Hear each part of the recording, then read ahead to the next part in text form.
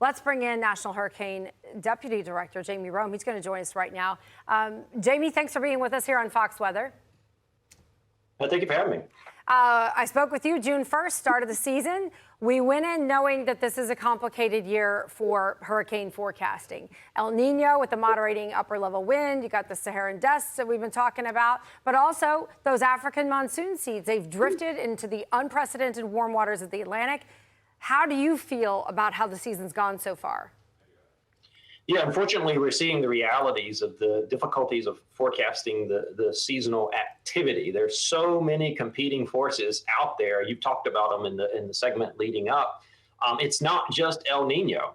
A lot of people assume wrongly that El Nino is pretty much a switch, that if you have an El Nino, that it just immediately shuts down activity in the Atlantic. There's a bit of a lag sometimes between the start of El Nino, and then it has to do with the strength of the El Nino. And so what that means is all these other factors are starting to come into play a bit more than maybe some people anticipated at the start of the season. Jaime, Stephen Morgan here. I think it might be a little early to talk about surprises, but since we're heading into the month of August, have there been so far this season any sort of surprises? I'm thinking back to Friday. It was interesting what we were watching just offshore, that Florida-Georgia coastline. What was the overall thinking at the National Hurricane Center to designate this with a 0% chance of development? I mean, is there a threshold or parameters that you look at in order to give it that sort of designation, even though it's 0-0?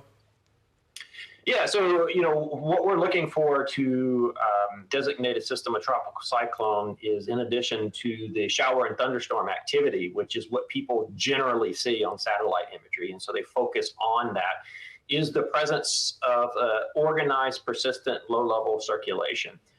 And that's the part that maybe people don't always take into consideration.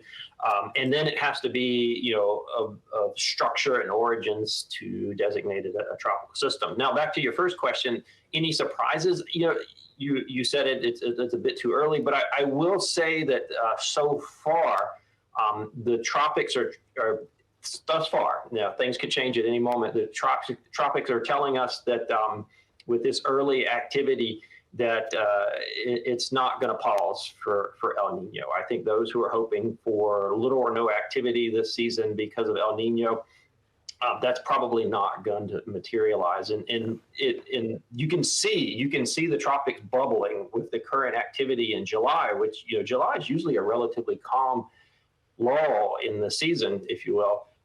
That early activity is probably telling us that things are going to get going pretty good in August. Yeah, and Jaime, not to mention just the incredible sea surface temperatures and how that's kind of fueled the fire, if you will. You guys have also at the National Hurricane Center issued new products year after year just to kind of help in the forecast and into the guidance. How is the new 7-day outlook working this season so far? I think it's working quite well. I'm a user. I was just on vacation prior to coming back, and I was using it, probably similar to how other people use it. And I think the extra 2 days is really, really helpful in terms of giving a heads up of things that might be coming along. Obviously, with new products, there's a learning curve, and we're still working with some users on that aspect of it. But I think so far it's been a very positive new launch.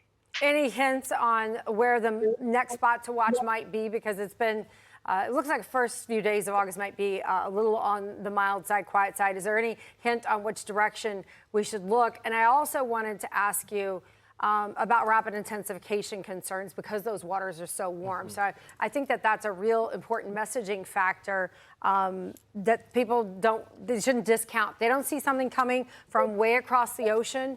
This is a scenario where you could have something flare up and not have a lot of time.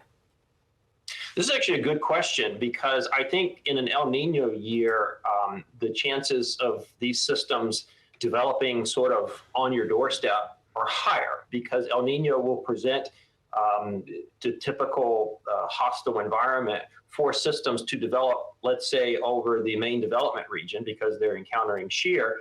So they don't develop and become a deep cyclone and become steered by the deep layer steering. And instead, they sort of limp along through the Caribbean, and then they get into the Gulf of Mexico or Western Caribbean, where with the exceedingly warm ocean temperatures, you could have explosive development basically right on the doorstep of neighborhoods and communities. And this is something people need to be prepared for. There's the misconception out there that we're just going to watch these things for 7 or 8 days as they emerge off the coast of Africa, and we can sort of gently and gradually get spun up. I think for people who live in hurricane-prone communities, they need to be prepared and do it now. If you've been procrastinating, do it now. To activate their hurricane plan within a day or so. I mean, August and September, that's when we really begin to see stuff ramp on up. It's already been a slightly more active start, especially considering the El Niño phase, which has taken hold in the Pacific. Jaime, before we let you go, as far as where you'll be watching in August and September, would you consider it the usual suspects, that main development region? We could see things start to cook up. What are your thoughts? Yeah, I would say we're starting to shift our eyes to the main development region, or what some people call the MDR. That's pretty typical. That's a climatological evolution that the MDR typically gets going in early August, and so we'll be watching that. With the incredibly warm ocean temperatures, it wouldn't surprise me if things get cooking a week or so early with respect to climatology. So if you're out there listening and you haven't already prepared for hurricane season, I think Mother Nature is trying to send you some warning signs that you should go ahead and do that this week or this weekend. Finally, 10 seconds before we have to leave you, do you characterize the Atlantic Ocean temperatures as unprecedented? I wouldn't go that far, but it's certainly very, very warm, and it's a big concern, especially as you alluded to earlier, Amy, the potential for rapid intensification. Thanks for your time. As always, we appreciate the hard work you do there at the National Hurricane Center for everybody all season long and around, really around the calendar year, as we've learned. So thank you so much, Jaime, Rhome. We appreciate your time. I'm Amy Freeze. Welcome to Fox Weather's YouTube page. We have more great videos on the way, so make sure to subscribe to stay updated on all things weather.